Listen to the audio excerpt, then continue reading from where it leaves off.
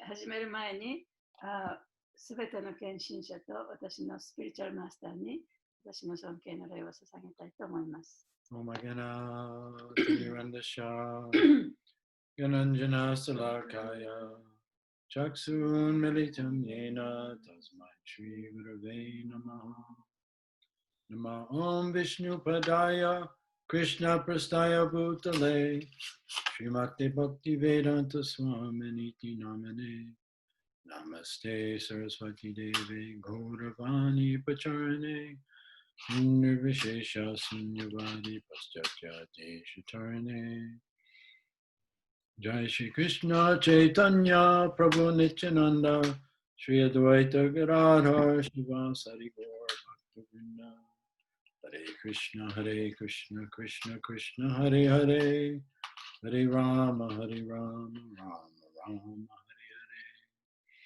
Vachakapatarubhyascha Kripasinubhya evacha Patitanam Pavanena Vaishnavebhyo.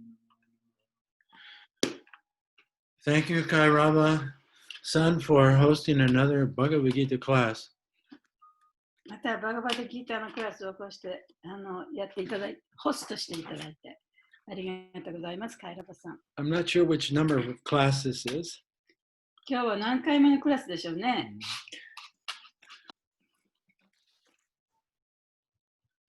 15回目ぐらいかな。Anyway, we're studying Bhagavad Gita. 今、私たちはバガバドギーターを勉強しているわけですね。There's 18 chapters of バガ Bhagavad バドギ Gita. ーターには18章あります。And so we're on chapter 2 now.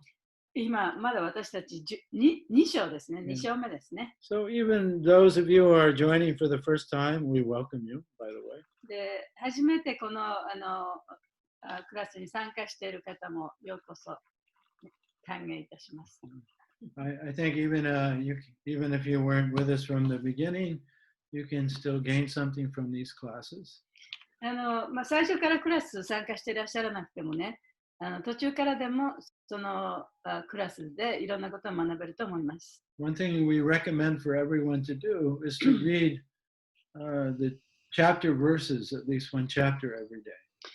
でも皆さんにお勧めしたいのは、一日にその一つの一章の節の翻訳のところだけをね、一日にその一章読んでいただきたいと思います。Just the verses in Japanese. で、日本語でその翻訳だけを読んでください。And depending on the length of the chapter, it should only take you around 10 or 15 minutes. その章の長さにもよるんですけれども、だいたい10分から15分ぐらいで終わると思います。Yeah. Or a longer chapter like chapter 2, you could read it over a 3-day period. で、2章のようにね、ちょっと長い章は2、3日かけて読んでも構いません。And then at night before you go to bed, read a verse in a purport. で、寝る前にね、毎日その一つの説、そしてその解説。インドの日本でいうお経みたいなマントラとか、そういうのの一つ。バガバドギーター、違う。サンスクリットじゃなくて、サンスクリット語を英語に直してそれを日本語訳にしたのがありますね。たまたまなんか沖縄で、ウクレレやってる人がいて、友達がその人を紹介してくれて、一回その人のレッスンを受けたいなと思ってて、宜野湾に住んでるらしい。大山。カイラバさんね。カイラバさんって人でしょ？ズームでもあるんだけど、なんかいろんな。バガバドギーターっていうこういうね、この本があるんですよね。この本。これね。これ見えるんだろうか。この本ね。で、これは日本語で翻訳と解説がついてるんです。で、そのお経みたいに言うのは、歌ったりするのは、サンスクリット語って言って、それもちょっとそれは難しいから、歌で歌う分はいいんですけれども、毎日皆さんに読んでいただきたいのは、この本の、18章あるんですけれども、それの1章だけね、1章、2章、3章ずっとあるんだけど、どの章から始めたのかなんですけど、その1章の翻訳の部分だけを1日朝ね、1回だけ読んでほしいって先生が言ってます。The reason is if you do this every day, in 1 month or in 2 months, you will have read the whole Bhagavad Gita.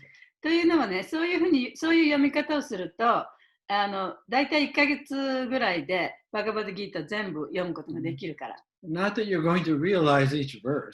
でその一つ一つの説をね、自分が悟るわけではないんですけれども、But you'll get very familiar with the content. でその内容にね、とてもよくわかるようになります。And you'll see how one chapter flows into the でその話の流れでね、その次から次へとこういう話になってるんだなっていうのがわかるんですね。Yeah, and these classes are for, deeper study and also for any questions you have. で、今日やってるようなこういうクラスっていうのは、その中から少し抜粋して、もう少し深く勉強する、そういう時間です。Now, so we read chapter 1. で、第1章は皆さんも読みましたね。And we discussed some verses in it, in these classes. で、その1章の中にあった説のいくつかはここのクラスでもちょっとお話をしました。Yeah. But we didn't read each verse in the class. でもクラスでは一つ一節一節ずっと順を追って読んでいくわけではありません。We just focus on a few verses that contain the gist of the chapter. その章の一番大切なところというかね、それが書いてある説をもうちょっと深く読んで勉強しました。Yeah, so the title of the first chapter is, in Sanskrit, it's Vishada Yoga. で、その第1章、バガバッドギーターの第1章はサンスクリット語ではビシャダヨガというふうに呼ばれています。Vishada means grief. ビシャダというのは嘆きという意味なんですね。The yoga of grief. で、だから嘆きのヨガ。I mean, it just showed that actually Arjuna's life experience, the suffering that he experienced, prepared him to enter the spiritual path. で、アルジュナはその最初のところですごく苦しんでるわけですね。で、苦しんで嘆いてるわけです。で、その状態がアルジュナを精神世界に導いていった。And all of us also suffer in our life. で、私たちもまた私たちの人生においてさまざまな苦しみがあります。And maybe at the time that we're suffering, we just think, oh, I'm suffering. 自分が苦しんでいるときはね、苦しいとしか思ってないかもしれない。But when we're on the spiritual path, we start to see that our suffering in life has helped prepare us for our spiritual awakening. でもその精神的な道を歩くと、その私たちの苦しみというのは、私たちをこの精神的な道に導くための準備期間だったということが分かるようになると思います。Because spiritual awakening is similar to the awakening we do every morning when we wake up from our dreams. 精神的な目覚めというのをね、私たちが毎朝、その眠っている時から目覚めるのと同じような感じで目覚めていくんですね。When we're dreaming, we don't know we're dreaming. で、夜寝ながらいろんな夢を見てると、自分はね、その夢を見てるということにも気がつかない。We only realize we've been dreaming once we wake up. 目が覚めて初めて、あれは夢だったんだって気がつくんですよね。And it's easier to awaken from a miserable dream than a happy dream. 嫌な夢を見てるときは目覚めて嬉しいですよね。でもハッピーな夢のときはそんなに目覚めたくない、起きたくない。Yeah, so in our life we experience a lot of happiness, but we also experience a lot of distress. で、私たちも人生においてさまざまなそのハッピーの時間もあれば、とても苦しいときもあります。But if that unhappiness helps you to awaken to your real self and eternal happiness, then it all is purposeful.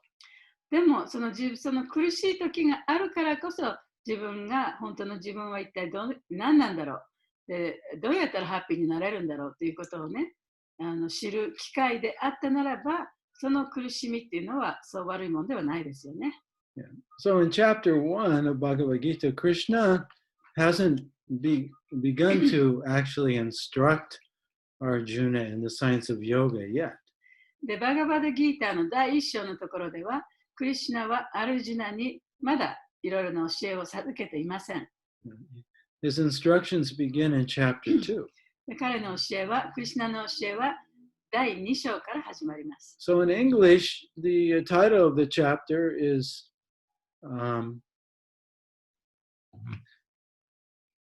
Bhagavad Gita, the summary of Bhagavad Gita, Bhagavad Gita summarized.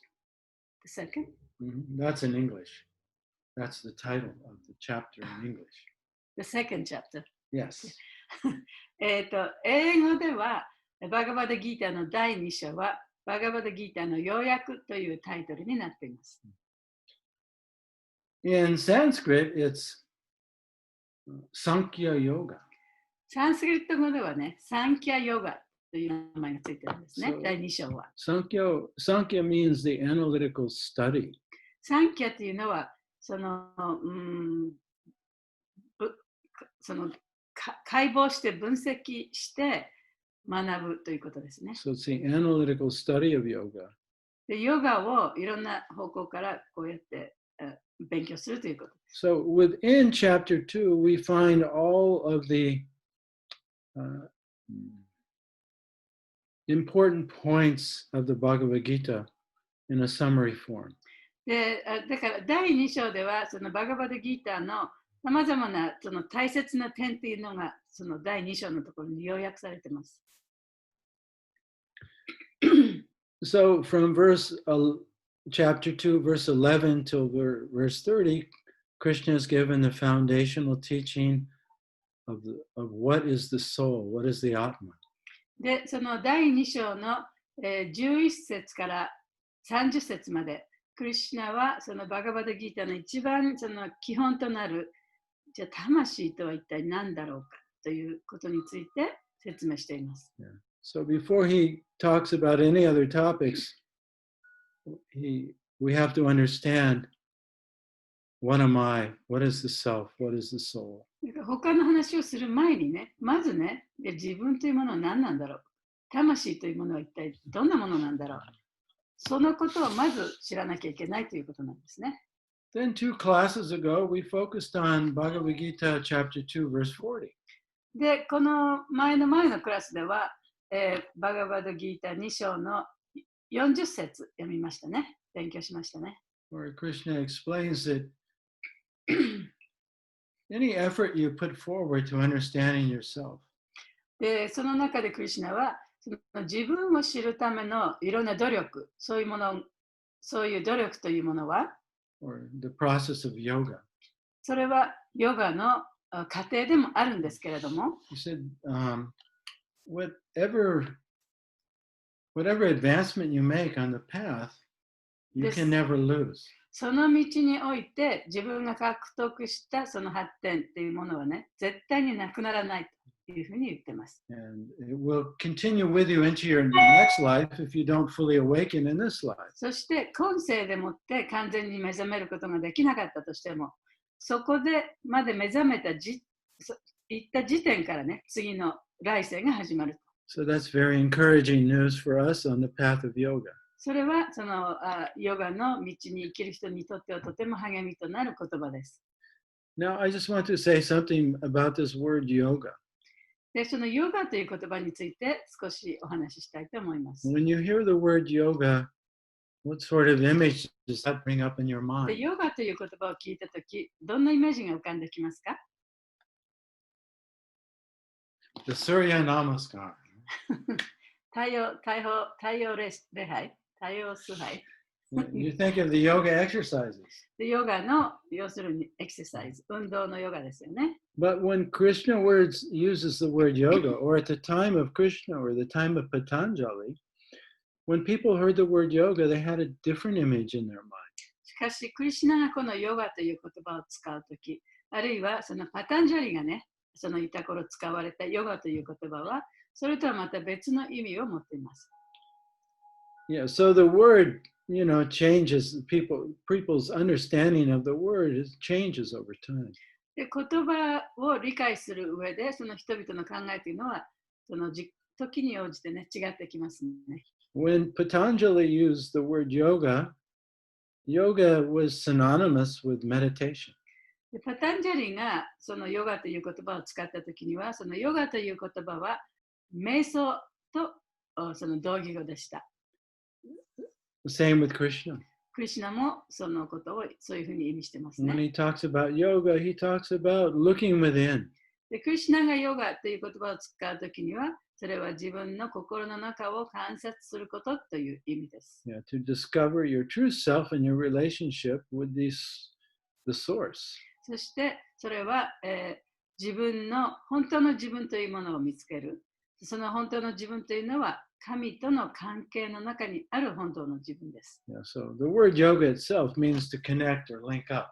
でヨガという言葉そのものはつなげるという意味なんですね。So how does one do that? じゃあそれどうやったらいいんでしょうか。 One has to learn to look within. それは自分の心の中を見つめなきゃいけない。And so yoga and meditation are in Krishna's time and in Patanjali's time meant the same thing. でクリシュナが話すとき、あるいはパタンジャリが話すときのヨガ、そのところのヨガという意味は同じことを意味しています。So last week, last class, we studied verse 41. でこの前のクラスでは41節、2章の41節を勉強しました。And today we're going to study verse 44. 今日は44節を勉強しましょう。That was everyone's homework. それが皆さんの宿題でしたね。So I'm just going to refresh our memory first by reading verse 41.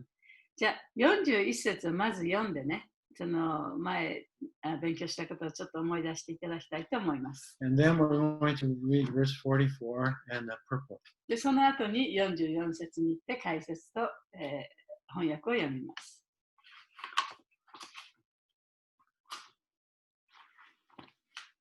かいちゃん、ギータ読みますか？はい。41節ですよね。はい。You're going to say it in English first? No, I'll just let it read. Well, actually, we do have some English listeners, huh?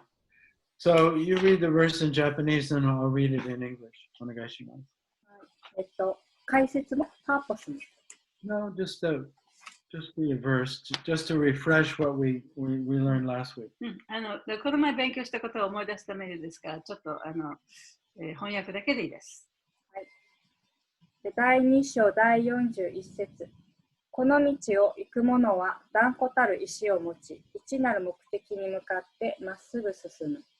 だが、愛すべき来るの王子よ、優柔不断の者たちは多くの枝葉に虚しく知力をそらしている。So English is, those who are on this path are resolute in purpose, and their aim is one, O beloved child of the cruise. The intelligence of those who are irresolute is many-branched. So previously, in verse 40, Krishna says that if you take to this path of yoga or introspection, inner contemplation, で、この41節の中では、クリシュナはこの道を行く者、そして自分の心をちゃんと調べてみる者。Yeah, whatever you realize, で、そういう人が悟ったもの、それは何であったとしても、your realization will not be lost. あなたのその悟りというものは決してなくなることはない。And it won't become less. で、それが少なくなることもない。If you don't fully awaken, then in your next life, that's where you will continue from that position. そして、たとえここで完璧に目覚めなくても、来世においてまた終わったその地点から始めることができる。それはこの41節じゃなくて、この前に勉強したことですね。So in this way, we can understand we've all been doing this for some time together. で、ということはね、私たちはこれをみんな一緒にね、やっぱりしばらくの間勉強してたっていうことにもなりますね。We have a little further to go. でももう少しやっぱり勉強していかなきゃいけないと。Otherwise, you wouldn't be interested. You wouldn't take your time to be in this class. そ You'd う be でな doing ければ something ね、 else. そうでなければみんなこの時間を割いてこのクラスに参加するなんてこと多分ないでしょう。また別のことをしてるでしょう。Or you wouldn't have even had the opportunity. It wouldn't have happened. でそういう機会すらもなかったかもしれない。So now Krishna is saying something more specific. で、今度はクリシュナもう少しその特定なことを言ってるんですね。If you want to be successful in this path of yoga, で、このヨガの道において完成を収めたければ、you have to be one-pointed. 心を一つの一点に向けなきゃいけない。He says, Eka Buddhi. で、エカブディという言葉を使っています。It means one-pointed intelligence. それは一点を目指した知性という意味ですね。In other words, spiritual awakening has to be a high priority in your life. それは自分の人生の中でその精神的なことが一番大切だというふうに考えることです。Yeah. And I think for most of us in this class, every day we do something that Krishna consciousness, awakening spiritually is a priority in our life. で、今日ここに参加していらっしゃる皆さんは、やっぱり一日のうちで何かね、その例えばクリシュナのためにやったり、精神的な目覚めを得るためにやる活動っていうのを何か皆さんやってると思います。And Krishna is saying, on the contrary, those who are irresolute or aren't determined or who aren't, who it's not a high priority for them to awaken spiritually, then they easily become distracted by other things. で、クリシュナが言ってるのは、そういう一つの目的を持って進んでない人、優柔不断な人というのは、彼らの注意というのはこう散漫になっている。And verse 42 and 43 gives different examples of how people get distracted from self-realization. で、その次の42節、43節のところでは、人々がどうやってその自分のね、その気持ちが散漫になるか、どんなものに散漫になるかということを説明しています。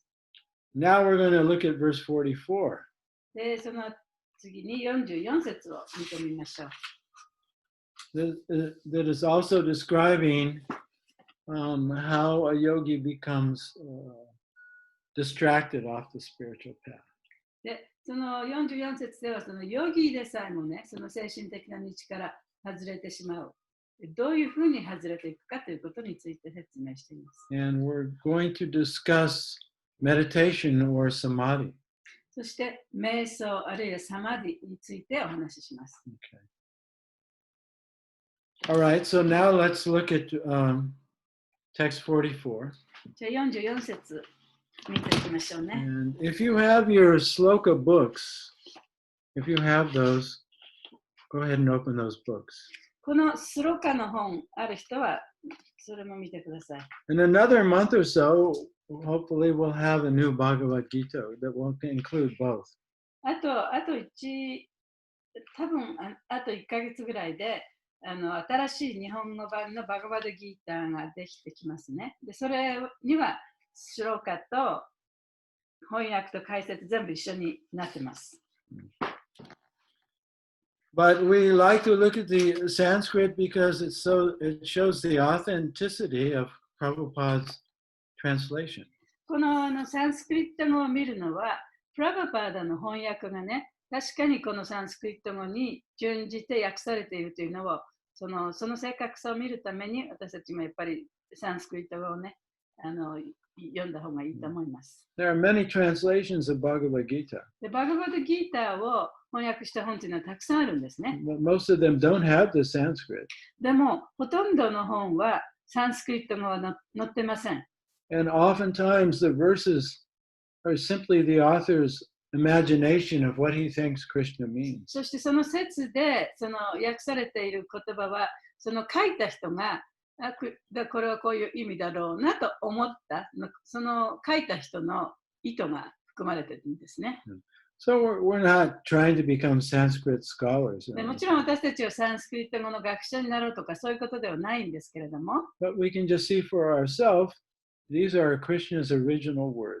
でもこれはクリシュナのオリジナルの言葉です。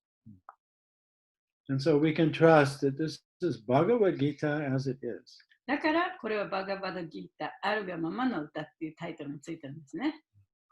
So I'll just read the Sanskrit, then we'll do the word for word translation and purport. 先生がサンスクリット語を読みますから、その後言葉の訳に行きます。Then I'll say something more about it. そしてそれからお話に入ります。And then we'll open it up for questions. そしてその後質問。Or comments. あるいはコメント、感想。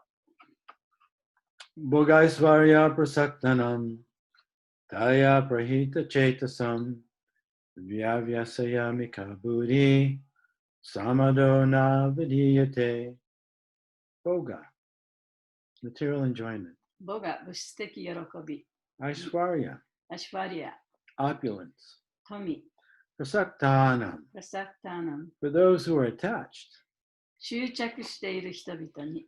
Taya, たや、 by such things. そのような物事によって、 Aprahita chetasam, アプリヒッタ・チェッタサム、 bewildered in mind. 心が惑わされて、 Vyavyasaya atmika, ビアバサーヤ・アッミカ、 fixed in determination. 固い決心で、 Buddhi, ブディ、 devotional service to the Lord. 主への献身奉仕。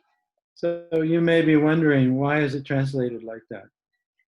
で、ここがなぜこういう訳になってるか Because と思う人もいるかもしれません。 Buddhi means intelligent. ブディっていうのは普通知性というふうに訳されますね。 So the most intelligent choice what one can make in yoga is to surrender to the source of life. それはヨガにおいて最も知性あるmost intelligent 最も知性ある選択というのは主への献身奉仕だからです。 So therefore it's translated as devotional だから service こ to こ the で Lord. は主への献身奉仕というふうに訳されています。 Samadha, サマーダを in the controlled mind. マインドを支配して Na, な、 never. 決して何々でない Vidiyate ビディアテ does take place. 起こる。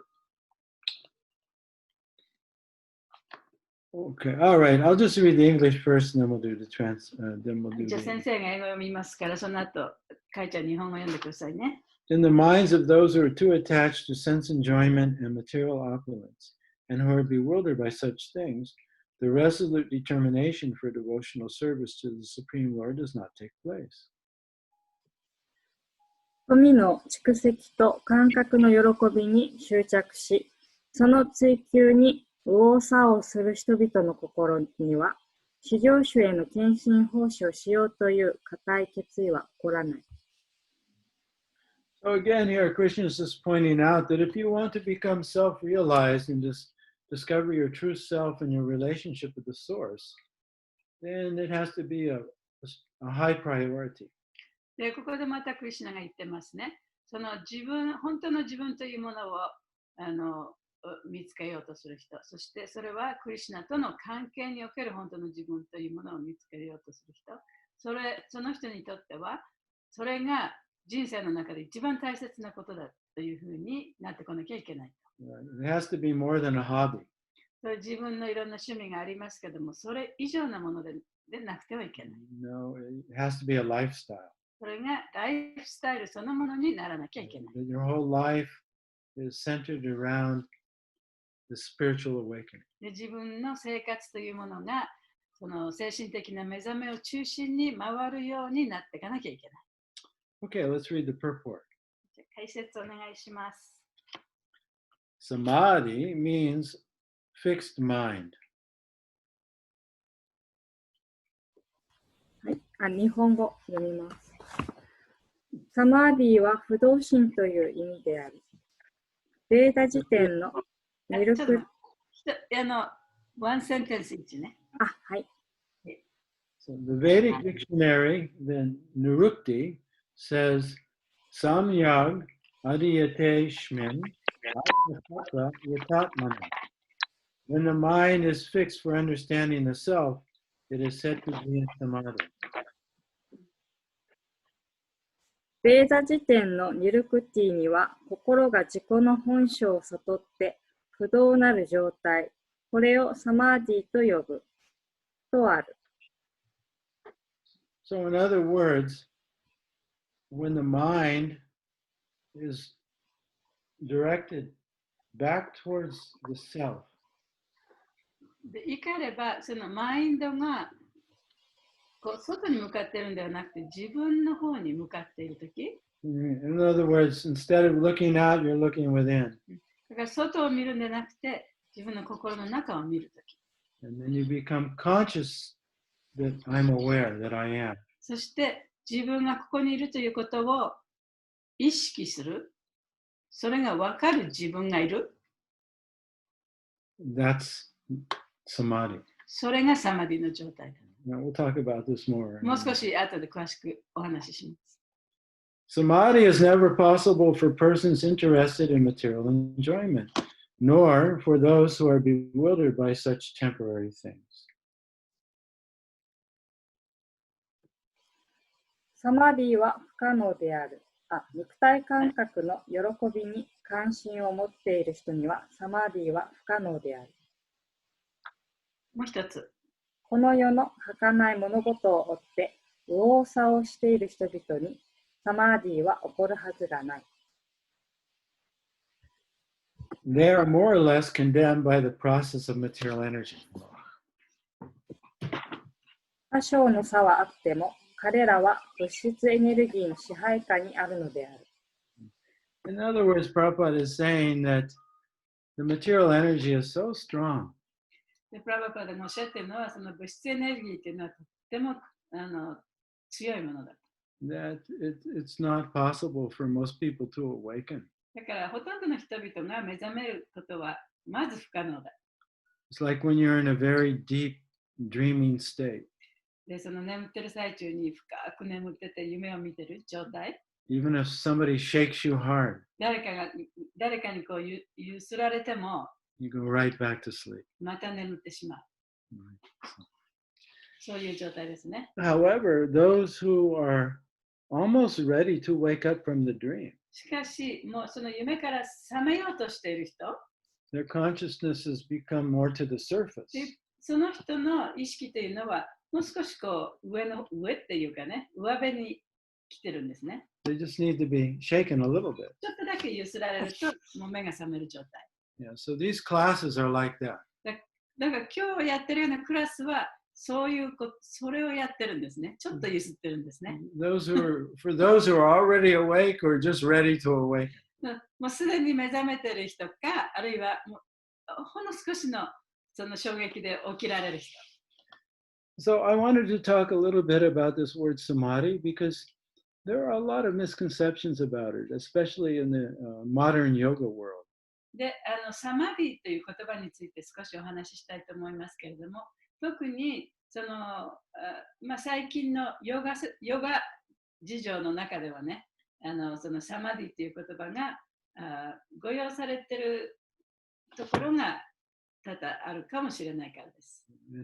In fact, many people, because they misunderstand the word, when they hear the word samadhi, they think of it as some impossible attainment.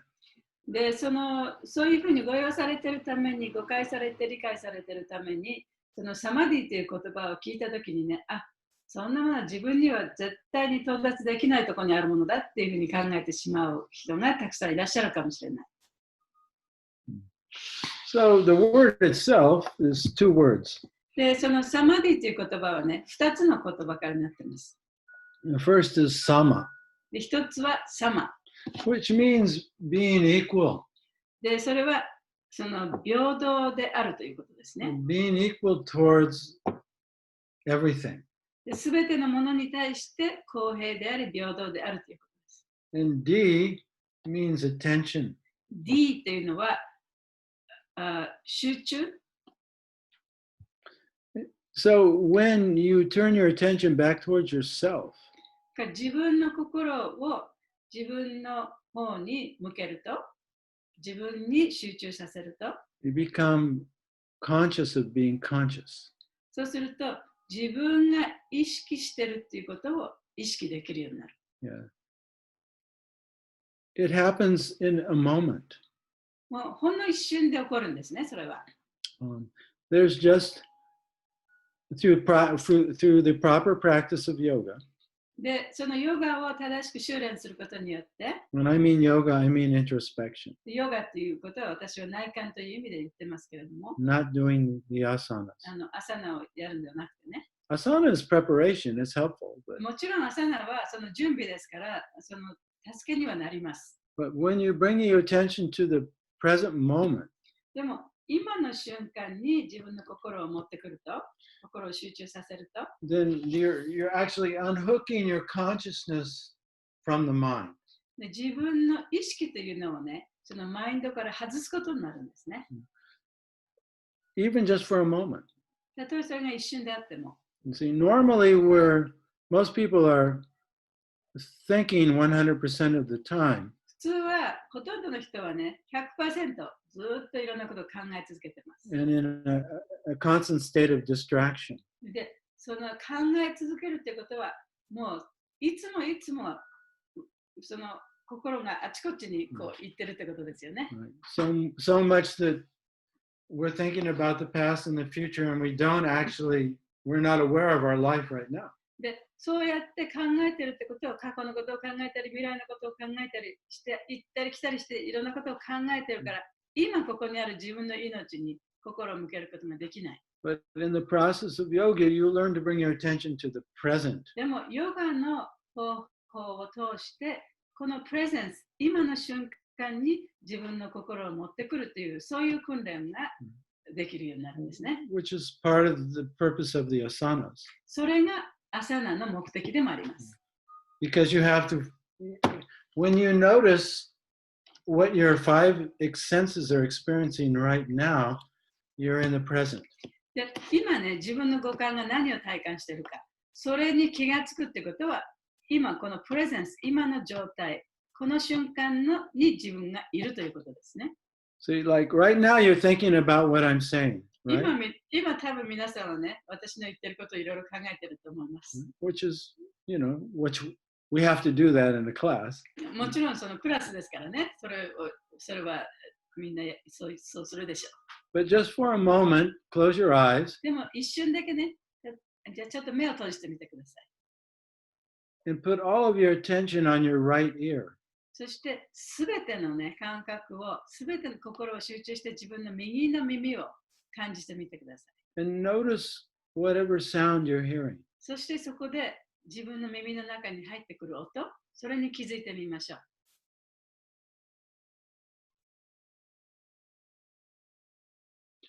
And notice how your consciousness is shifted out of the world of thinking to the world of now and your hearing. そのいろんな音を聞いたときに、自分の意識が頭の中でいろいろ考えてる、この先生のおっしゃった話のことをいろいろ考えてる、そこから今度は耳の感覚にこう入っていった、そこにちょっと移行したシフトがあったっていうのを気づいてみてください。Did you all notice that? 皆さん気がつきました？ But see, you can only hear the sound now. で、音を聞けるのはね、今しかないんです。今という瞬間でしか音を聞くことはできない。So we call that reality. それが現実なんですね。You can only become conscious of something now. だから、意識できるのは、何かを意識するのは今しか意識できない。You can't become conscious of the past. 過去のことを意識することはできません。You can only remember it. 過去を思い出すことはできます。You can't become conscious of the future. 未来を意識することもできない。You can only imagine it. 未来は想像するしかない。So, yoga, no matter what method you practice, whether it's focusing on the breath or a mantra or some other thing, it teaches you to bring your attention first to the present. で、そのヨガの方法っていうのはね、どんなヨガであっても、まず最初にそこで教えられるのは、自分の心をその今の瞬間、それが呼吸かもしれない、あるいは音かもしれない、キャンドルかもしれない、そういうものに心を集中させる。今、心を集中させて意識するという、その訓練からヨガの訓練が始まるんですね。Yeah, so that's what I mean by unhooking your awareness from the mind to the local awareness of now. だから自分の意識をそのマインドから今という瞬間にこう戻す。わかりますかね？ここに、現在ここにあるものに自分の意識を持ってくる。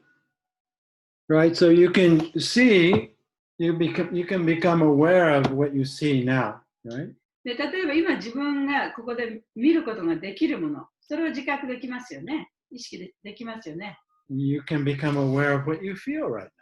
で、あるいは今自分がどんなことを考えているかということも自覚できる。Like if you feel あ your るいはどんな feet, ことを感じているかということも自覚できる。 you can feel your feet. 例えば自分の足を感じてみてください。感じられますよね。But only now. でも感じられるのは今だけです。And you can hear something, but only now. で、何か聞くこともできるけれども、それは今だけ聞こえるね。So that's called local awareness. それが、ローカルの自覚。You know, you're aware of what's happening in this space.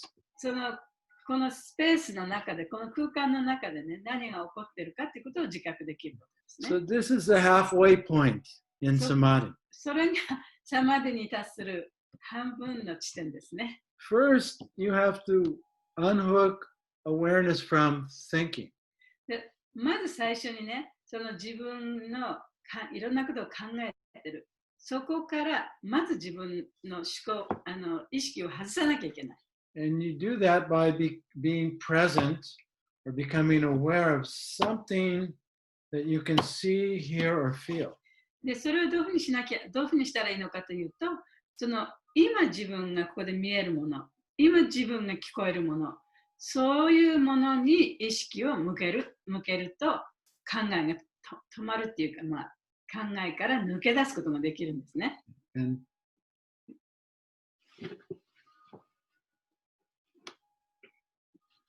And then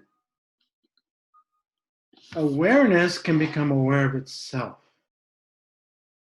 そうすると、その自分が自覚したものが意識そのものになれる。The mind cannot understand awareness. マインドというのはね、その自覚をね、自覚というものが理解できない。It can only understand the concept. その自覚したものの概念、これどういうものを自覚しているのかなっていうことを分析して考えることはできます、マインドはね。But only the self can actually perceive the self. でも自分を自覚するのは自分しかない。So the first step is to unhook awareness out of the mind to the present. だから最初のステップは、その思考から、いろんなことを考えているマインドから自分の意識をまず取り外さなきゃいけない。そしてここに自分と共にあるもの、それを意識する、自覚していく。ここにこういうものが見えるな、こんなことが聞こえるなっていう、そういうものに気づいていく。Yeah. And as soon as you do that, as soon as you bring your attention to the flower or to your breath or to the feeling of your feet, thoughts stop for a second. で、そうやって自分の心をね、その自分が今ここで見えるもの、ここで聞こえるもの、あるいは自分で呼吸しているその感じ、そういうものに心を持ってきたときに、そうすると頭の中ではいろんなことを考えなくてもよくなる。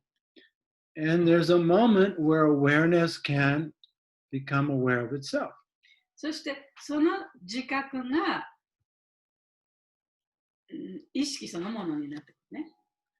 And that's called Bhaktivinoda Thakur calls that Atma Samadhi. でバクティブのタクラはそのことをアトマサマディと呼んでいます。Yeah, so at first, it may only be for a few seconds. それ最初はね、本当に2、3秒かもしれない。But then you start to awaken and see the difference between when you're awake and present and when you're lost in the mind. でもそれをこう修練していくうちにね、自分がそのマインドの中でいる自分と、いろんなことを考えている自分と、でそこから抜け出して、今ここにあるものに自分の心を集中させて、自分がこのプレゼンスに自分がいる、それの違いがだんだんもっとはっきりと分かるようになってくるんですね。And then that increases. で、その違いがますますだんだんと大きくなって、やればやるほど。Yeah, so there is no such thing as a permanent samadhi. だから、その永遠なるサマディなんていうのはないんですね。And there's no such thing as a permanent cessation of thought. で、思考を完璧に永遠に止めるなんてこともできません。See, this is where the misconception で comes. そこが誤解する点ですね。Because people have heard Patanjali's statement of yoga. というのは、そのパタンジャリのヨガというものを説明した言葉を聞くと、And his definition of samadhi. そして彼のそのサマディというものの定義、サマディという言葉の定義を聞くと、He says, yogas chitta vritti narod. と彼は言ってますね。That's the very first statement of the Yoga Sutras. で、それはパタンジャリが書いたヨガスートラの一番最初の部分です。He defines yoga. で、彼はヨガというものを定義してるんですね。Remember, yoga to him means introspection. で、彼にとってヨガという言葉は内観するということでしたよね。Yogas chitta vritti narod. Yoga is attained when the waves of thought stop. ヨガっていうのは、その思考の流れが止まった時に獲得できるものだというふうに言ってるんですね。But people think stop forever. でも人々はそれを読んだ時に、思考の流れをじゃあずっと止めてなきゃいけないか。No, it's そういうふうに考えるんですね。the stopping is in that moment of presence. でそうではなくて、その瞬間だけ、ストップした瞬間だけという意味です。Between thoughts. それは考えと考えの間。Because the thoughts arise and pass away, arise and pass で away. 思考っていうのは出てきては消え、出てきては消えしてますよね。Everything arises and passes すべ away. てそうです。すべてのものが出てきては消えしてます。 All sounds, 音もそう。 all sights, いろんな見えるものもそう。 all feelings. フィーリングもそう。 Everything arises and passes away except for one thing. 来たり来なかったり出てきたりね、こうしてますよね。しか Except し for one thing. 一つだけ例外があります。 The one who experiences. それは、それを体験しているもの。 The awareness. それが意識なんですね。 The self. それが自己なんですね。 So I want you to close your eyes again. じゃあもう一回目をつぶってください。And bring your attention to your hearing. じゃあ自分のその聴覚にね、ちょっと心を集中させてみましょう。 And notice what you hear. で、何が聞こえるか気づいてみてください。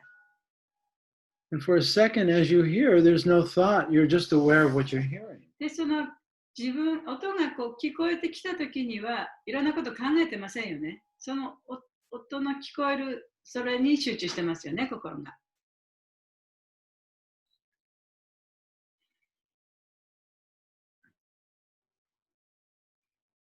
Now feel your feet. じゃあ今度足を感じてみましょう。 You can only feel them now. で足を感じることができるのは今の瞬間だけです。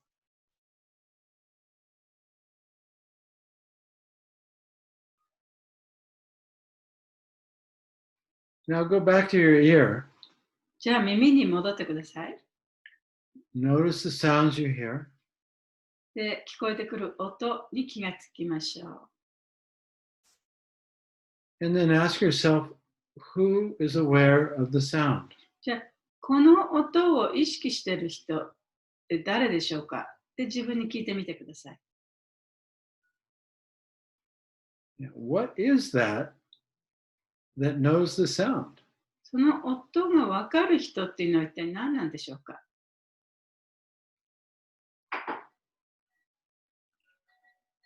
And there's just a silent knowing that you exist. で、そこでもって初めて、自分がいるということに気づくんですね。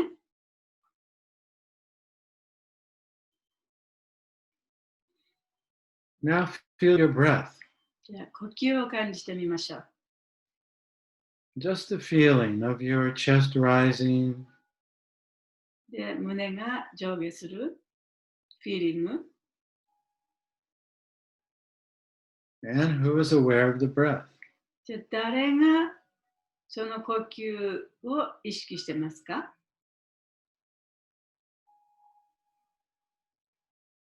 And so that moment of awareness becoming aware of itself is samadhi. That is meditation. その瞬間ね、その自分、誰かがそういったものを意識しているっていうことが分かっている自分がいるということ。それがサマディ。Even if it's just for a few seconds. 例えばそれがもうほんの数秒であったとしても。Same when we're chanting the Hare Krishna mantra. ハレクシナのマントラを唱えているときも同じです。We're hearing the sound of the mantra, マントラの音を聞いてますね。but we're maintaining the awareness that I'm hearing it. でも、自分がその音を聞いているという、そういう意識を持ちながら聞いてる。Yeah. Thoughts come and go. で、その中で、そのいろんな思考っていうのは出てきたり、消えていったりします。Sounds come and go. 音も出てきたり、消えたりします。Sights come and go. で、見るものもそうです。Feelings come and go. 感情もそうです。感じもそうです。But the one who is aware of it all is always here.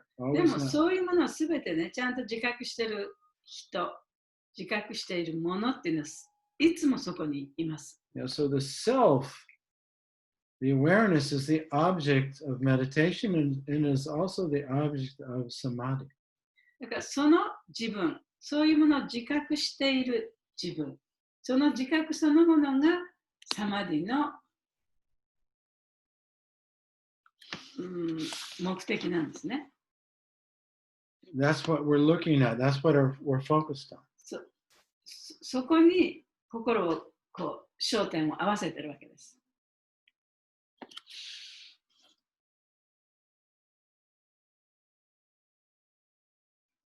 So for your homework, what I'd like you to do is I'm going to go through a little exercise with you, and I'd like you to practice this for the next couple of weeks. でちょっとこれからエクササイズをしますけれども、それを2週間ぐらいね、続けてやってみてほしい、お家でやってみてほしいと思います。I want you to focus on three things. 3つのことに焦点を当ててください。See, 見ること、 hear, 聞くこと、 and feel. そして感じること。So just notice every now and then when you see something, で例えば何か見えますよね。just say to yourself silently, see. で、その見たときに、見たということに気づいたときにね、見たと。And 見てる、自分は見てると。that will remind you that in this moment you are seeing. そうすると、この瞬間に自分は見ているということですね。And it unhooks your consciousness out of the mind. そしてそうやって自分で気がつくことは、マインドからその意識をね、取り外すことになるんですね。And then when you hear something, で、今度は何か聞こえてきたと。and you recognize you're hearing it, で、自分は聞いてるなっていうことを認めた、認識できた。just say hear. そしたら、聞こえるというふうに言ってみます。It might be the sound of a siren もしかしたらサイレンの音かもしれない。 or the wind あるいは風の音かもしれない。 or your own breath. 自分の呼吸の音かもしれない。And just say, hear. で、それが聞こえてきたときに、あ、聞いてると。Or you might feel something あるいは何か感じるかもしれない。like your feet 例えば自分の足を感じるかもしれ or ない。 the wind on your face あるいは自分の顔に当たる風を感じるかもしれない。 or the feeling of the shower water. あるいはシャワーをしているときにね、その水が体に当たる、その感じかもしれない。So, and then you just say feel. で、その時に自分が感じたら、感じると言ってみます。Yeah, you're not trying 心の中でね。you're not trying to direct your consciousness, but you're just trying to unhook your consciousness out of the mind to your direct experience in the present. で、それは自分の意識をね、あっちに持っていこう、こっちに持っていこうというふうにやってるわけではないんですね。自分が感じたときに、自分が聞こえたときに、自分が見たときに、それに気がつけばいいだけで、それはいろんなことを考えているそのマインドから自分の意識を外すっていうことになるんですね。And you notice the difference between these two states of consciousness. で、そういった聞いたり見たり感じたりしている時の意識の状態といろんなことをこう考えている時の状態と比べてみてください。And if you want, keep a journal.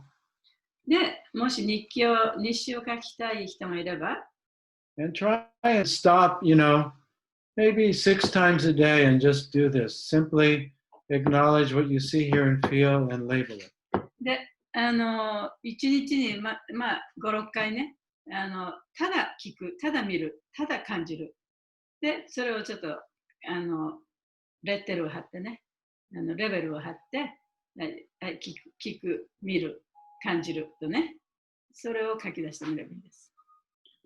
And then one more assignment. もう一つ宿題です。Read verse 45 in purport. 45章、2章の45節を読んでください。で、それは解説と、翻訳も一緒に読んでください。We're going to study that next class. 次のクラスでそこを勉強しますので。And this verse is very significant, especially because Krishna tells Arjuna how to have Atma Samadhi, how to realize the self.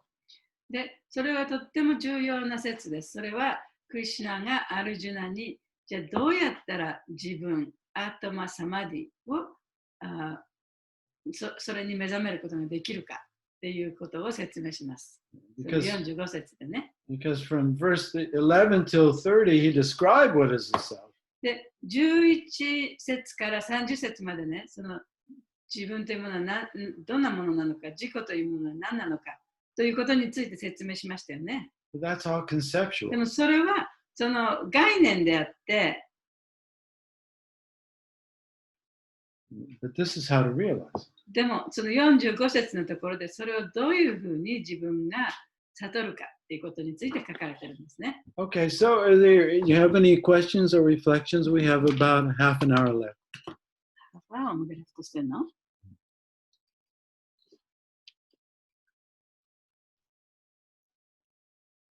質問とか感想とかあります？シェアしたいこととか。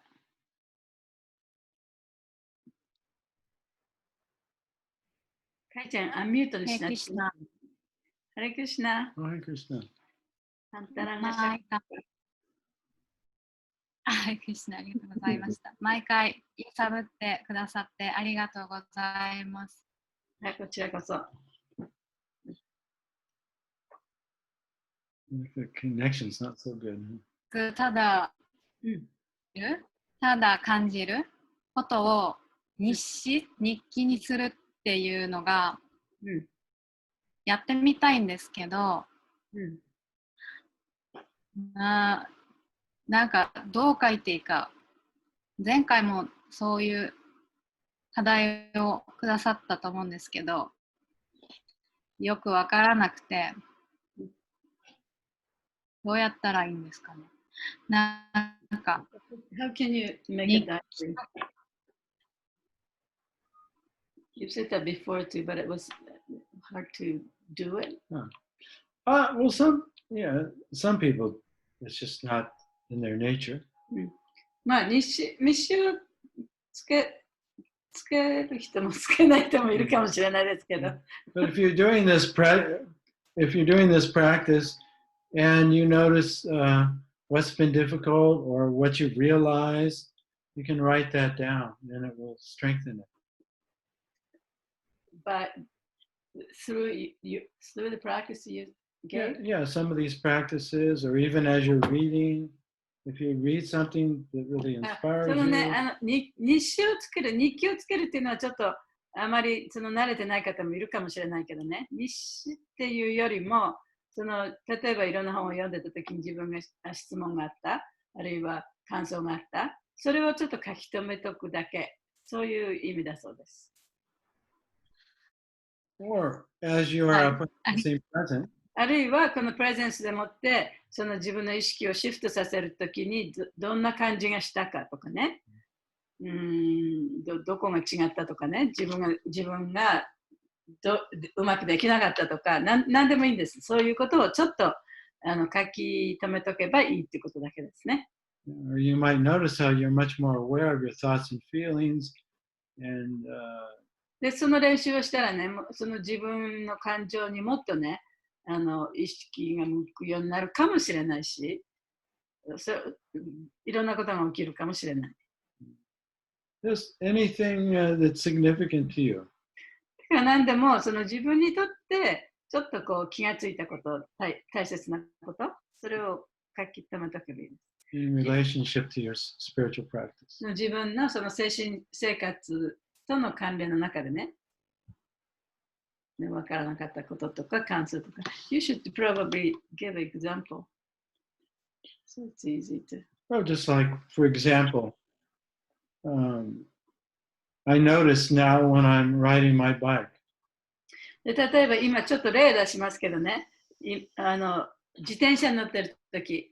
I'm much more aware of the judgmental thoughts I'm having towards people that don't have their dog on a leash. 私はその自転車に乗ってるときにその犬を連れて散歩してる人がいてね、その犬のリーシュがついてない人がいる。そういう人に対して自分はものすごくその批判的だということに気がついた。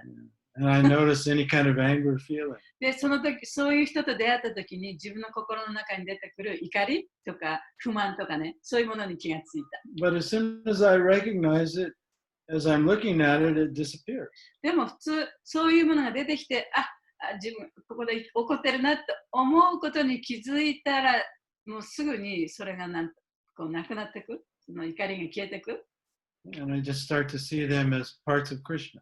そして、その人もクリシュナの一部分だなっていうふうに見ることができる。But it's not a way of thinking, it's just kind of a realization. でそれはその考え方を変えるとかね、そういうことではなくて、それはその自然に起こるっていうかね、そのシフトが自然に起こってくる。Or when I notice that I'm seeing something. 例えばなんか自分が見てるとしますよね。And I say see. 見てるときに、見るっていうふうに言います。I use that label. そういうレベルをつけるんですね。レッテルをつけるんですね。You see how it pulls my attention right out of the mind and I'm in the present. で、そういう修練をすると、自分がいろんなことを考えたり怒ったりいろいろ考えたり、そういうものからその自分の意識が外れて見ることに心が向く。And I feel the presence of Krishna. で、その見ること自体でそこにクリシュナがいるというふうに感じる。Mostly I'm not noticing what I see or what I hear. I feel like I'm really missing out on life. で、大体の場合はね、本当にいろんなものが見えてるけれども、そういうものを意識してないから、人生の中でいろんなものをミスしているような感じがします。I'm just going through life unconsciously. もう意識をその生活をして人生をね、無意識状態でこう過ごしているような感じ。So I'm feeling so much more satisfaction. だからそうやって一瞬止まって見ること、あるいは聞くことによってね、より満足感が増えてる。Yeah, so every now and then, if something really changes for you or something's difficult, you can write it down. だから時々ね、西みたいに毎日日記みたいに書かなくてもいいけど、時々ね、そうやって自分の意識がちょっとこう変わっていく瞬間があると思うんですよね。でそういうことをちょっと書き留めとけばいいだけです。どうでしょう。ありがとうございます。なんかイメージがつきました。自分観察日誌みたいな感じですね。そう、自分観察日誌。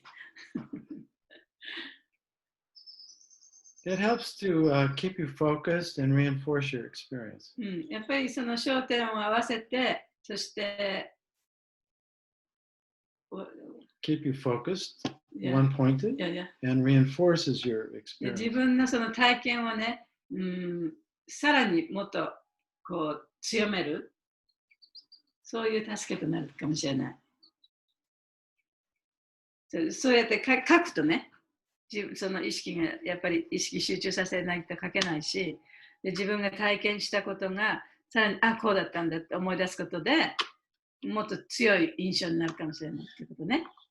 However, if it's something you just don't want to do, or you're just not inclined to do, then don't take it as an instruction. でもこれはね、命令でも何でもないですから、そういうことしたくない人は別にしなくてもいい。別にその書く必要もないしね。It's just a suggestion. これはちょっとサジェスチョン、提案です。やってみたいと思います。はい、頑張ってください。でもすぐね、私たちもいろんなことそうやって感じたりしてもすぐ忘れちゃうから、書き留めておくと、またその時のその意識というか、感じというか、それが蘇って、来るよね。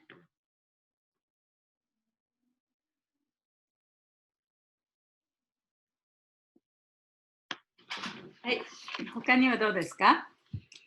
質問してもいいですか？はい。ありがとうございます。日常生活の中で、やることがいっぱいあって、でもいろんな話も、なんかこういうの聞きたいなと思って、ついつい料理をしながら、こういうお話とか、イヤホンで聞きながら、何かしながらっていうのをやっちゃうんですけど、それをしながら、また別のところで何か一つの今私が聞いているっていうことを意識するっていうことを、し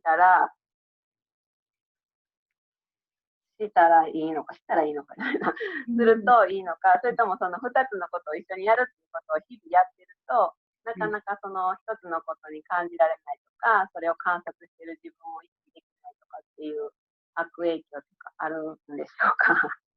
どうしてもやっちゃうんです。I didn't get it fully. No, she said, well, so oftentimes, you're so busy, you're doing something and listening to the class. Or doing something and trying to practice. So when you're doing something and not concentrating on one thing, is there a bad effect to that? Or is it okay to do something and then listen to the class? And then maybe you can become aware of yourself trying to listen, or how does that work? Well, that's the beauty of this labeling see, hear, feel. で、さっきね、その先生が言った、そのレベルをつけなさいと、ラベルをつけなさいって言ったのは、そ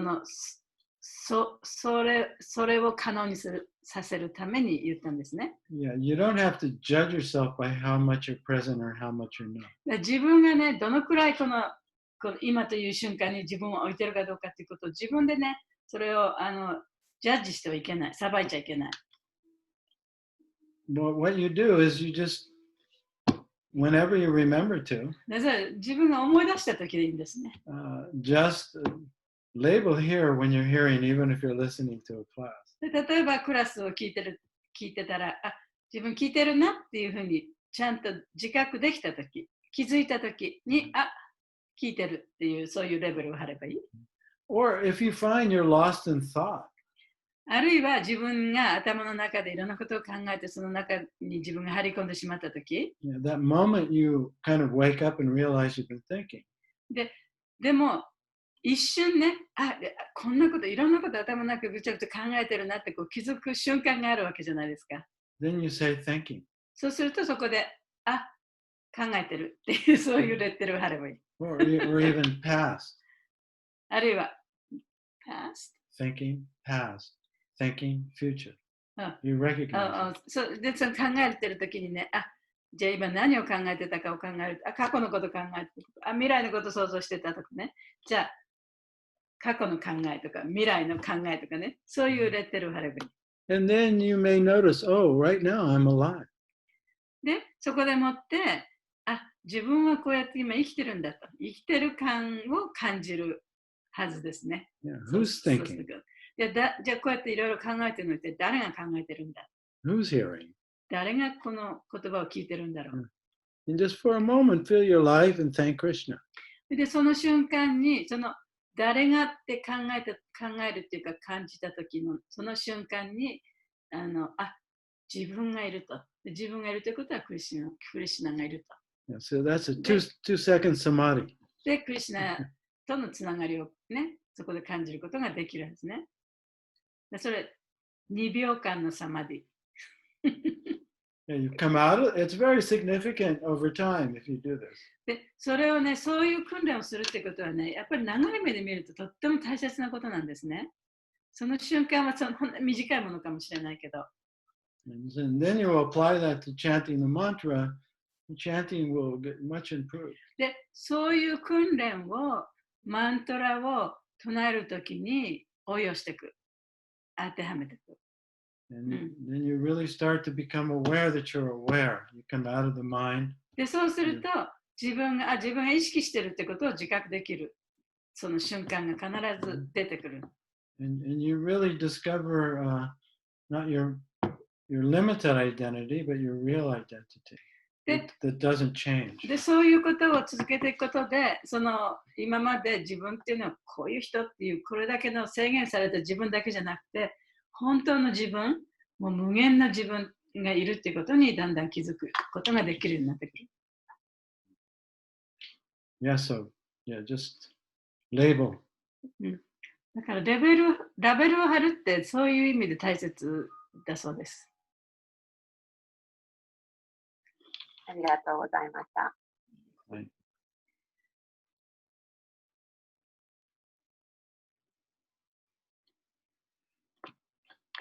どうですか？他にありますか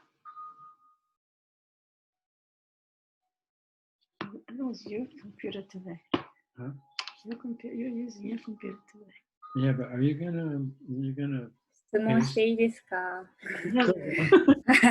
ハレクリシュナ。ありがとうございます。今日のポイントっていうか、サマディという言葉が出てきたんですけど、サマディは誤解されてるっていうのは、私も今日までサマディはなんか永遠に気持ちよく悟ってる状態がサマディと思ってたんですけど、それは誤解で、正確にはサマディは今に集中しているっていうことでしたか？ Well, no. Actual samadhi is just the moment you notice that you're aware. で、サマディは今に集中している自分に気がついた自分。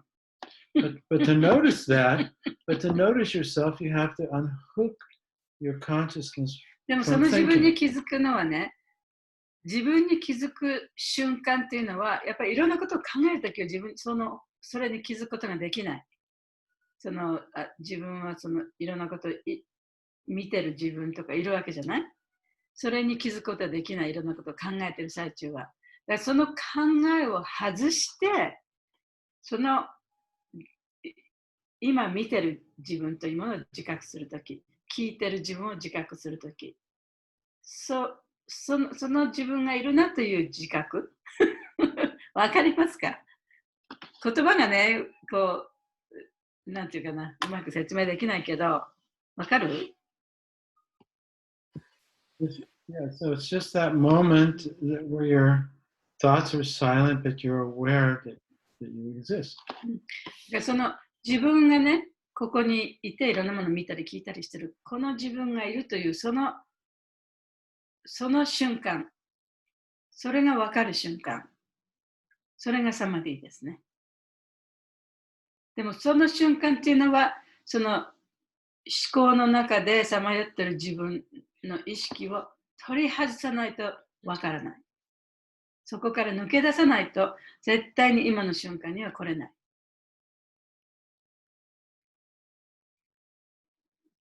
でその取り外すにはどうしたらいいかというと、ここにあるものに気づけばいいわけじゃないですか。Yeah, so it's not even you have to concentrate. だから意識してそれ一生懸命頑張る必要はないね。Or look for it, because then the ego mind gets involved. でそれを一生懸命自分で探して、そういうものを求めようとすると、その自分のエゴとかね、自我とかね、マインドがそれを邪魔するかもしれない。But it's more of a gentle relaxing. だからもっとね、そのゆったりとしたリラクセーションみたいな感じの中でできることなんですね。Just like right now, if you close your eyes, で例えば目をつむってみてください。and just notice that you're breathing. 今自分の呼吸に気づきましょう。And you're just feeling your breath で呼吸だけを感じてみてください。right now. 今だけね。And then you ask yourself, who's aware of the breath? で自分に聞きます。じゃあ今呼吸してるっていうのを自覚してるのは誰でしょうか。And just for a moment, you recognize I am. それで一瞬だけ、自分がこれ分かってるんだって分かりますよね。And there's just a moment of peace and knowing. で、その瞬間にその平和な感じ、それが分かったというその平穏な感じが出てくるかもしれない。But if you look for it, then you'll never find it. Then the mind blocks でも it. それをね、見つけよう、そういうものを何とかして探し求めて見つけようとすると、それはエゴとかマインドにブロックされてしまう。リラックスしたときに初めてそういう状態に陥ることができる。Yeah, so just every now and then when you're chanting, ask yourself, who's hearing the mantra? チャンティングしてるときにね、リラックスした状態で、じゃあ誰がこのチャンティングの音を聞いてるんだろうか、誰がマントラを聞いてるんだろうかって自分にちょっと聞いてみてください。And whatever, flower or whatever brings you present, then you just take a moment to notice your own presence. そしてその自分の周りにあるね、花なり木なり何でもいいですけど、そういうものに自分の心をちょっと持ってきたときにね、で、ここで、自分はこれ見てるんだな、ここに自分がいるなってことに気づけばいいんですね。It's just a gentle shift. だから本当にね、その優しいシフト、ちょっと意識の移行っていうかね。From, thinking into the present, and then once you're present, you become self-aware. で、そのプレゼンスにその意識を移行させる。今という瞬間に意識を持ってくる。そして、その瞬間に自分というものを意識する。自分がここにいるということを意識する。Just for a second or two. でも一瞬二瞬ですよね。And then the real world of the self will, opens up. で、その瞬間に本当の自分の世界が開けてくる。But the mind can never understand it. Only awareness can be aware of itself. でマインドというのはね、そういうものを一生懸命理解しようとするけれども、それを理解することはできない。その意識だけが意識するということが分かる。So the mind is naturally going to try and want to understand. で、マインドはね、もうそのいろんなことを一生懸命それは一体どういうことなのかって理解しようとするのは当然マインドだからやりますね。That's why many people can read Krishna's teachings and understand it conceptually, but not realize it. だからクリシュナの教えでもね、いろんな人がちゃんとその教えをよく知ってて、頭では理解できてる。でも本当に悟っているかっていうと、それはちょっと疑問符ですね。But my point today with samadhi is it's just for this moment, and that's enough. で、私が今日言いたかったのは、そのサマディっていうのはね、さっきカイちゃん言ったみたいにずっと一生続けていくことじゃなくて、この一瞬間、そういう状態になることができれば、それで十分だ。And you can always choose to notice your life right now. そして今ある自分の命というものに気づく。それはあなたの選択ですよね。自分で決めることが But で it's きる。 just a gentle shift, それは本当に優しいシフトでしかない。just a relaxation into the present. で、プレゼンス、今という瞬間にリラックスして自分を置くということですね。Without looking for anything more. で、それ以上のことを探す必要もない。Because the ego will come in and say, well, is this it? Isn't there something more? What's で next? で、エゴはね、そこでもってね、じゃあ次は何があるとか、じゃあ次はどうなるのかっていろいろこう探し求めちゃうんですね。そうするとまたマインドの世界に入っていっちゃ So that's to be expected. う。そういうことが起こるかもしれない。そういうあるかもしれないですね。そういう可能性もあるね。ありがとうございます。クリアになりました。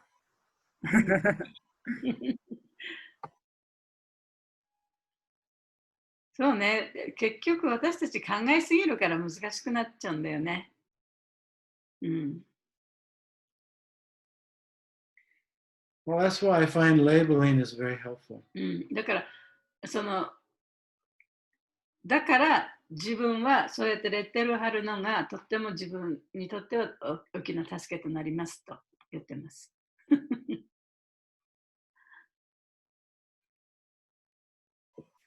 もう一ついいですか？はい。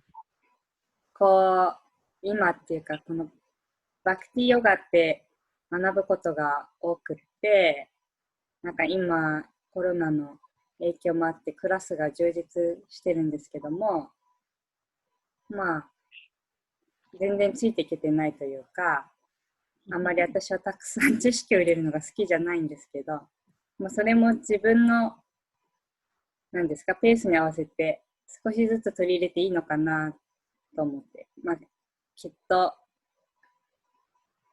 ペースはゆっくりだけど、あまり無理したくないっていうか、勉強すごいゆっくりでもいいですかね。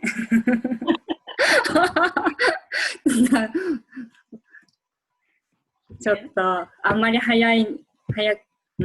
ーってこういっぱいクラス参加して本読んでっていうのがちょっと私に向いてないんですね。So there's a lot of classes, especially now because everybody stays home. There's a lot of classes, and it's very, lots of knowledge. She learns every day. But for her, she doesn't want to put lots of knowledge and lots of learning, all at once. She wants to do it slowly on her own pace. And is that okay? Yeah, it's recommended. Recommended だってよ。It's like eating. 食べるのと同じですね。Yeah. You have to take small bites and chew well. そう、小さく、ほんの少しずつ口に入れて、ちゃんと噛まなきゃいけないね、食べるときも。Otherwise, your body can't absorb it. そうでなければ、体の栄養とならない。And also the mind and the ego thinks it can figure it all out and achieve liberation and happiness. で、マインドとかね、エゴっていうのはね、自我っていうのはね、頭でいろいろ考えて試作して、その解放をね、得ることができるっていうふうに考えるんですね。But we just have to actually, we don't have to absorb so much knowledge. We just have to improve our the quality of our practice. だから、その知識をいっぱい頭に詰め込む必要はないね。自分のその修練の質をね、高めることに集中した方がいいと思います。And most of the classes are on the level of mind. で、大体普通のクラスっていうのは、そのマインドのレベルですね。その頭の中に詰め込む本の知識。And they keep the mind inspired to keep trying to figure it out. で、マインドはそれをね、なんとかこれはこうだ、ああだっていうふうにね、考える楽しみをこうマインドはあるわけですよね。And then the mind becomes afraid. で、その楽しみがあるがゆえに、マインドはちょっと怖くなるんですね。If I don't keep hearing the same thing, 同じことを何回も何回も聞き続けていなければ、 then I won't do it. 私はきっとこれできなくなるんじゃないかと。Then it becomes a kind of trap. で、それがその悪循環になってね、そこにちょっとこう閉じ込められてしまうね。Yeah, so just go at your own pace だから and 自分のペースでやるのが一番いいです。 just listen to what inspires you. で、自分が本当にその自分の励みとなることをね、そういう話を聞いたらいい。自分の心が変われるような話。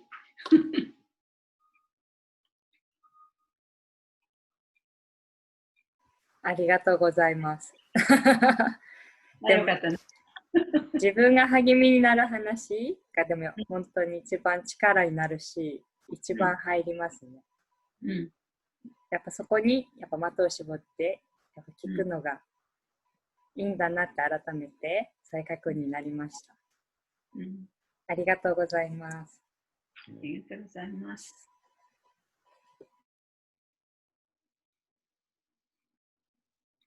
そっか、ご飯と同じか。質問してくださってありがとうございます。私もすっきりします。うん。そうね、みんなたくさんクラスしてるんだ、今。毎日毎日。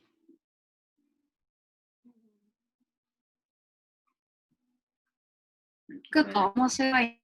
だんだんが不満で。って聞こえない。なんだろうと思ってた。知識よく出るんです。なんかね、声が割れて。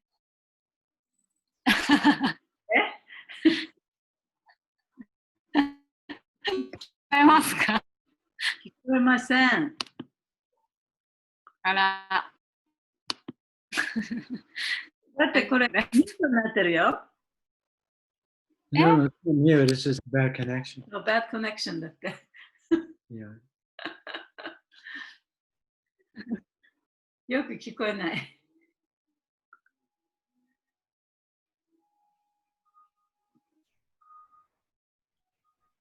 大丈夫です。大丈夫ですか？はい。大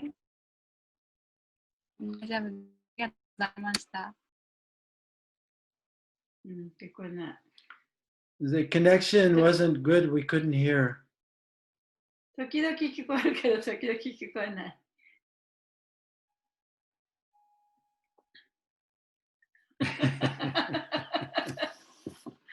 あんたらがシャクティの笑顔が見えるだけですよ。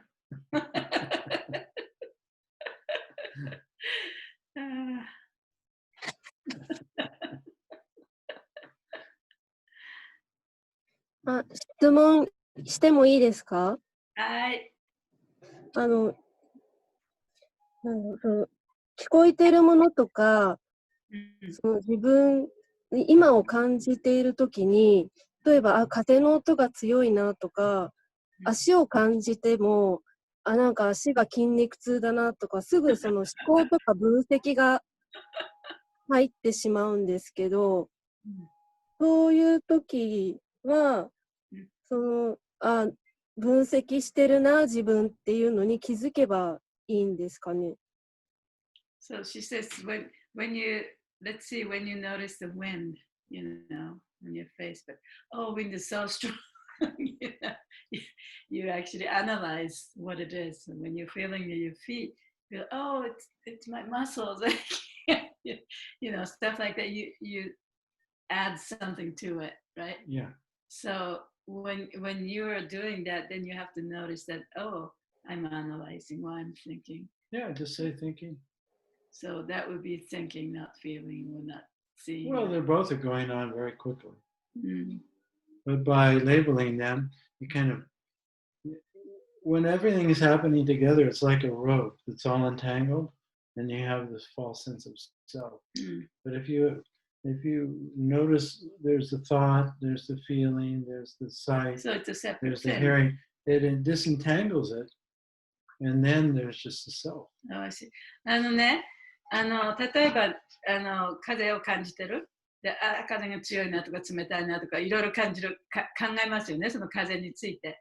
で、それはその自分のその視覚と思考がこうロープのように絡まっている状態ですね。だからまず最初にこう見たときに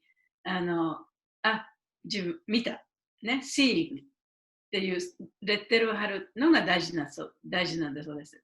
だからさっき言ったようにね、その考えてて同時に見てるそれがだんだんバラバラになってくる。そのレッテルを貼るとね。どうでしょう、わかりますか？はい。なんとなくわかります。わかるね。The whole thing, as soon as you recognize your thinking, then you're out of thinking. で、それでね、同時にね、自分またこんなふうに考えてるなっていうふうに、それに気づくと、もうすでにそれは、その思考から自分が出てるってことにもなるよね。っていうことはそれを見てる自分なわけだから。Then from there you start to become aware that you're aware. で、そこから自分がそういうことを意識してるなってことを自覚できる。That you're alive in this moment. で、自分は今の瞬間に生きてると。And then you thank Krishna for your life. で、クリシュナに命をありがとうと。That's a big step to me, big jump to me by seeing something and then, and then feeling your own life. And thank you, Krishna. I mean, it seems like it's going to take a long time to connect these dots. Yeah. Well, you just notice I'm here now. で、今私先生に言ったのは、例えばここで花を見てね、見てると感じたときに、で、じゃあ誰が見てるんだろうなっていうふうに自分に問いかけて、見てる自分がいると考えたときに、この自分の今生きてる自分っていうものに気がつきますよね。で、そこから、クリシュナありがとうっていくにはちょっと距離があるような気がするって言ったんですね。そしたら、じゃあ今自分がここで生きてるっていうことにまず最初に気がつけばいい。それで OK ですと。で、そのうちにだんだんそれをたくさんやっていくうちに、クリシュナとの関係の中の本当の自分というものが、それに気がついたり見えたりするようなことになるですね。The point is you have to shift your attention out of the mind so that you can be aware of your own presence, so that you can have samadhi. だから大切なことはね、自分がいろいろ考えていることから、そのマインドから自分の意識をまず取らなきゃいけない、取り外さなきゃいけない。で、その取り外すのは、そうやっていろんなものに気づくということだ。で、それがそこでもって気づいた自分がいるということに気づくことが自分のサマディになるんだ。We're going to send you this translation of Bhaktivinoda Thakur's statement. で、バクティベノタクーラっていう偉い先生がいるんですけれども、その人が書いた一節をね、日本語を訳して皆さんに送ります。It's called Atma Samadhi. それはアトマサマディという説ですね。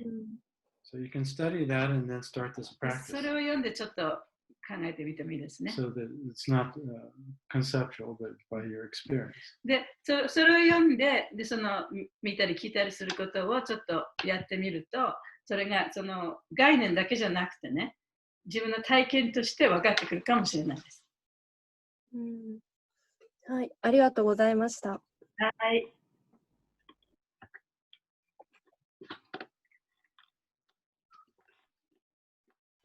ハレクリシュナ。ハレクリシュナ。さっきアンタランガが伝えたかったことメモに届いてるんですけど、今クラスがたくさんあって知識欲が満たされると頭が痛くなって心が不満に感じていることがありました。それで私の質問に対してのサッチャ先生のお答えですっきりしました。ありがとうございました。だそうですイエーイ。ありがとう。あとは、ちょっとすみませんね。お時間がだいぶ過ぎてしまったので。So let's decide. じゃあ、次のクラスいつにしましょうかね。次はですね、2週間ほどがいい。そう、アバタイトにもう第1、第3火曜日やってますって告知をしてしまいましたので。First and fourth. そういう感じで、今のところ何ですか、その先生たちがお時間がある間を月2回で進めても大丈夫ですか？大丈夫ですね。大丈夫です。なんかすごく皆さんといい交際の機会になるので、なんか私たちも楽しいし、月2回あると嬉しいです。Okay. So I thank everyone for participating today. 皆さん、今日はご参加ありがとうございました。And thank you, Kairaga, for カイラバさん、これファシリテイトしてくれてありがとう。All glories to Prabhupada, all glories to Sri Krishna's Bhagavad Gita. ありがとうございます。じゃあ次回21日ってことですね。はい。ありがとうございました。ありがとうございます。ありがとうございます。アルーナがいますよ。アリオナ。Alona! Oh, いや、アリオナいます。バイ。ハリボー。ハリボー。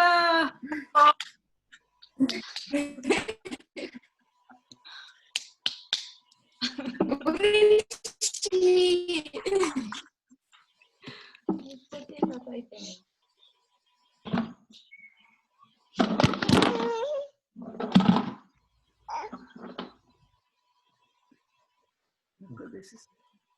Oh, yeah.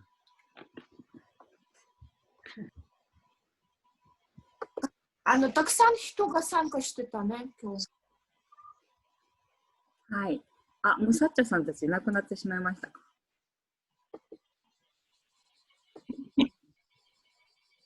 いないか。今日は皆様ありがとうございました。ちょっと8時半、9時半って